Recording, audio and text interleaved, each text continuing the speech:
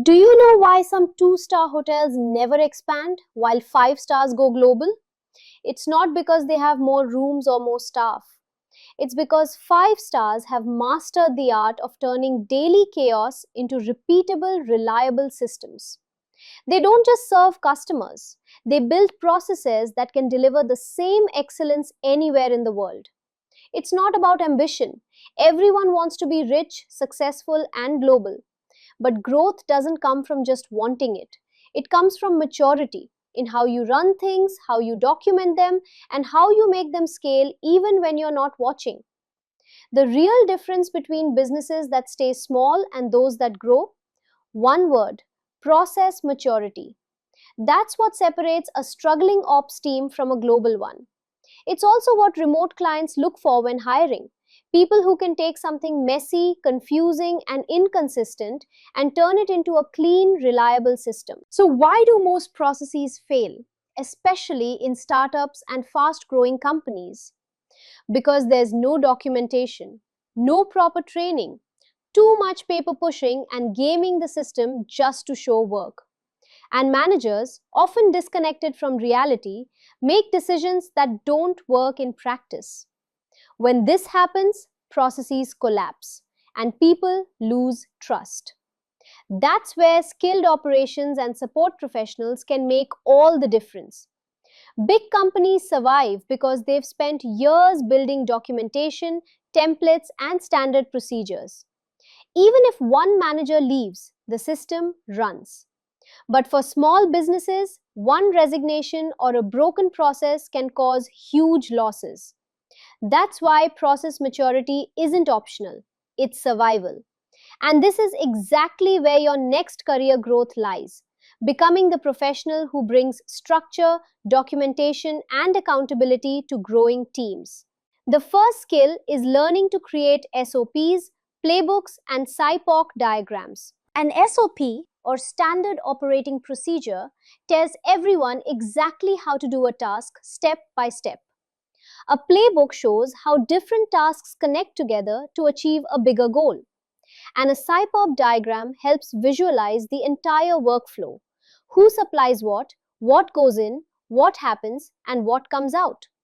When you master this, you stop being a task doer and start being the person who designs how work gets done. That's what global clients pay a premium for. The second skill is building a culture of documentation, making sure everyone treats documentation as a living, breathing part of their job, not just admin work. And the third skill is storytelling. Processes don't stick because they're written, they stick because people believe in them.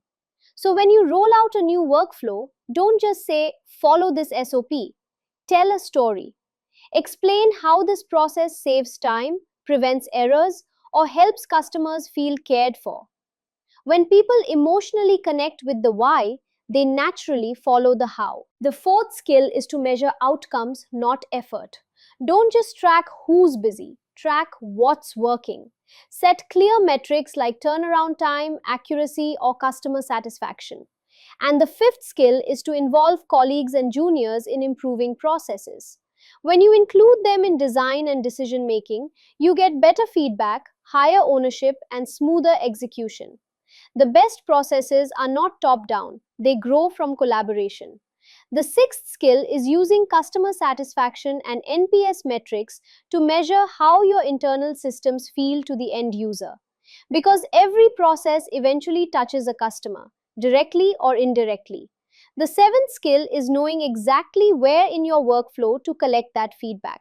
Not after every task, but at moments that truly reflect value.